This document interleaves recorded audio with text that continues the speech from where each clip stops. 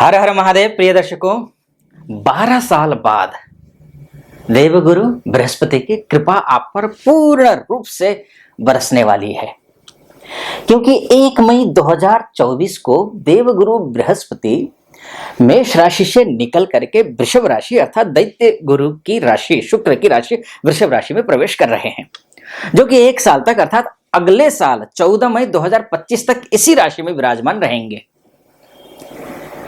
जिस अभी तक जो भी आपने कष्ट झेला है, स्वाभाविक है, धनु राशि वाले हैं। पिछला साल मैंने पिछली बार ही बोल रखा है, आप मेरे जनवरी के वीडियोस देख सकते हैं। तबाही था पिछला साल, तबाही। आर्थिक रूप से हर एक क्षेत्र से, आप प्रोफेशनली हो, मानसिक रूप से हो, शारीरिक रूप से हो, आर्थिक रूप से हो, बेहाल थे। लेकिन अब ना बस 1 महीना और इंतजार कर लो, तबाही का जो तूफान था ना वो गुजर जाएगा। मुख्यतः इस वीडियो में मैं आपसे 3 पॉइंट पर चर्चा करूंगा। सबसे पहले संक्षिप्त रूप में ग्रह गोचर के बारे में मैं आपको बताऊंगा कि गुरु कहाँ कैसे क्या कुछ हो रहे हैं, इस बारे में तब बताऊंगा।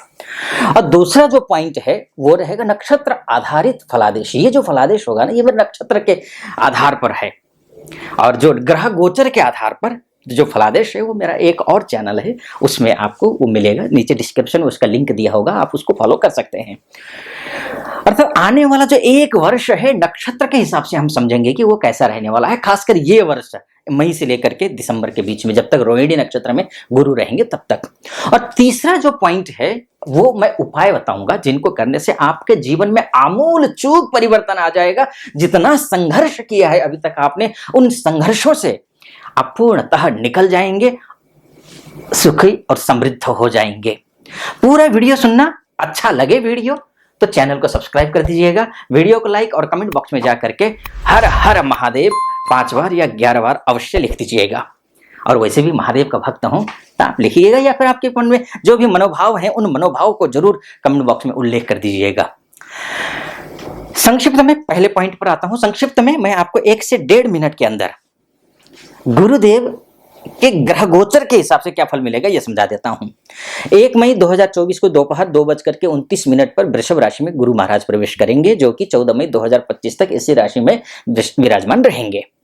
और वहीं पर 3 मई से लेकर के 3 जून के तक, यानी कि 1 महीना ये अस्त रहेंगे। इसका क्या फल होगा, इस विषय पे भी मैंने डिटेल में दूसरे चैनल में बोला हुआ है, आप उसको भी फॉलो कर सकते हैं।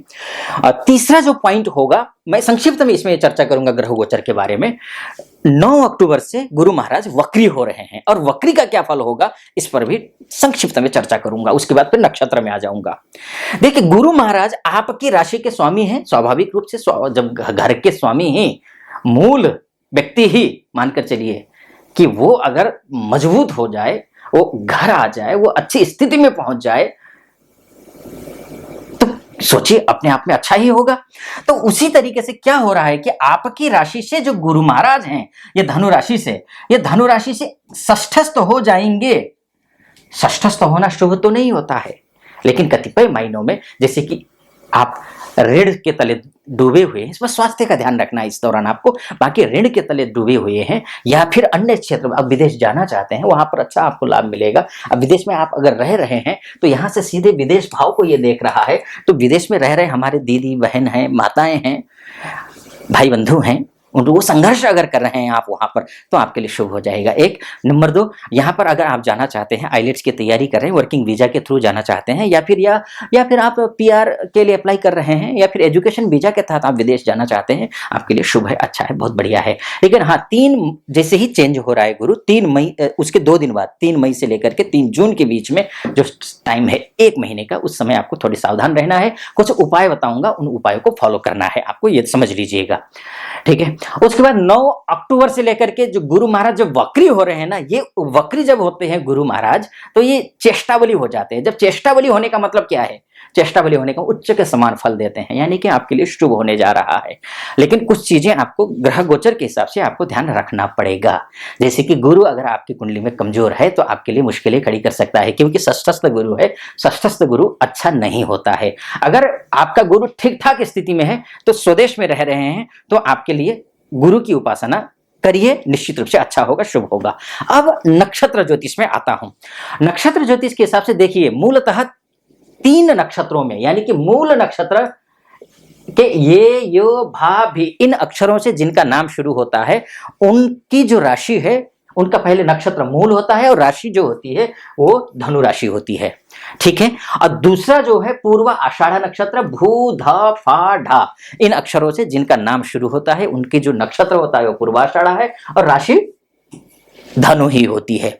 उसके बाद उत्तरा आषाढ़ का पहला चरण, भे अक्षर से जिनका नाम शुरू होता है, उनकी भी धनु राशि होती है। तो बात सबसे पहले मूल नक्षत्र की कर लेते हैं कि मूल नक्षत्र वालों के लिए कैसा रहने वाला है। ये खासकर 12 जून से लेकर के, खासकर 12 जून से लेकर के, क्योंकि एक महीने का टाइम पीरियड मैंने आपको बोला गुरु अस्त रहेंगे। जैसे गुरु अस्त रहेंगे तो गुरु अस्त होंगे तो थोड़ा सा सुस्त रहेगा, लेकिन ग्रह नक्षत्र ज्योतिष के हिसाब से हम देखते हैं ना, तो 12 जून से लेकर के चंद्रमा के नक्षत्र में अर्थात रोहिणी नक्षत्र में गुरु महाराज गोचर करेंगे। और मूल नक्षत्र से जो रोहिणी नक्षत्र है वो 13वां नक्षत्र है, और 13वां जो नक्षत्र है वो अत्यंत शुभ है, बहुत शुभ है।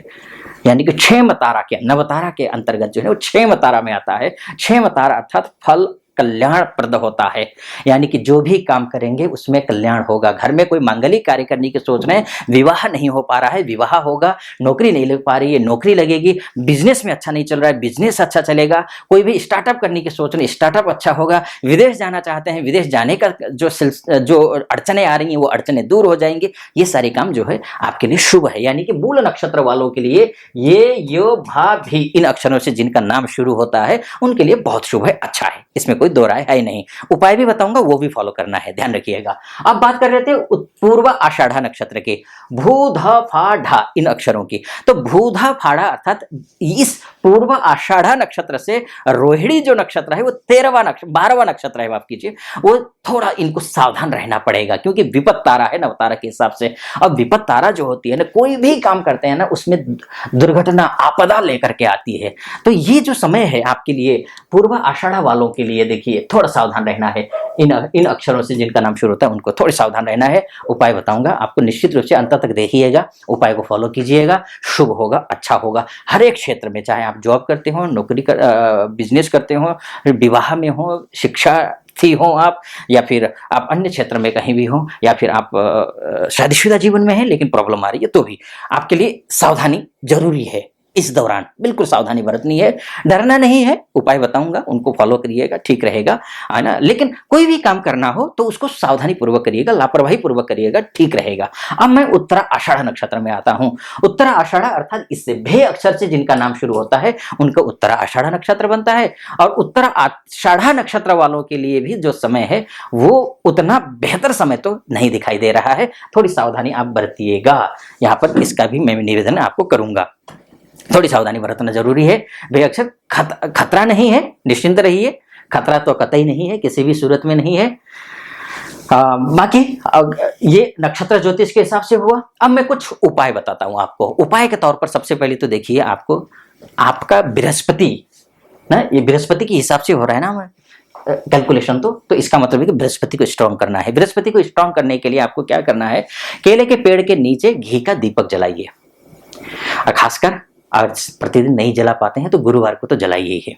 और उसके बाद आटे की लोई बनाकर उसमें चने की दाल, गुड़ और हल्दी डालकर गाय को खिला दीजिए, यानी गौ माता को आप खिला दीजिए। गुरुवार के दिन करिए, ये अच्छा है, बहुत अच्छा है। प्रतिदिन भी आप कर सकते हैं, गुरु अगर प्रतिदिन नहीं कर पाते हैं, गुरुवार को अवश्य करना है। इसके बाद किसी धार्मिक स्थल पर जाइए, हल्दी, पीले फूल या चने की दाल दान कीजिए, तो ऐसा करने से भी शुभ होगा, अच्छा होगा। इस वीडियो को ज्यादा लंबा ना करते हुए मैं यहीं पर समाप्त करता हूं।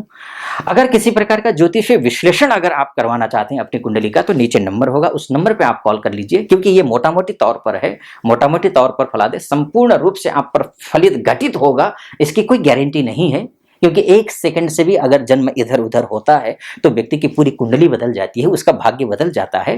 तो ऐसी स्थिति में ये मोटा मोटी तौर पर है। मोटा मोटी तौर पर होने की वजह से अगर आप चाहते हैं कि नहीं वाकई में जो है आचार्य जी बहुत महीनों से, क्योंकि अन्य आचार्य जी को भी फॉलो करते होंगे, अक्सर होता क्या है कि ग्रह गोचर बदलते रहते हैं। जैसे कि अभी की स्थिति है, शुभ है, अच्छा है, लेकिन आपके लग्न कुंडली में अगर बृहस्पति, लग्न कुंडली अर्थात date of birth, time of birth और प्लेस ऑफ बर्थ के हिसाब से जो आपकी कुंडली बनी होगी, उस कुंडली में बृहस्पति अगर अच्छा नहीं है, खराब खराब स्थिति में है, तो ये मानकर चलिए कि आपके लिए शुभ नहीं है। तो ऐसी स्थिति में अगर अच्छा है या खराब है, क्या कुछ होगा, ये सब कुछ जानने के लिए नीचे वो नंबर है, उस पर कॉल कीजिए, हमारे प्रतिनिधि से बात कीजिए। प्रतिनिधि से बात करके मुझसे बात करने के लिए आप अपॉइंटमेंट ले सकते हैं। फिलहाल अनुमति दीजिए।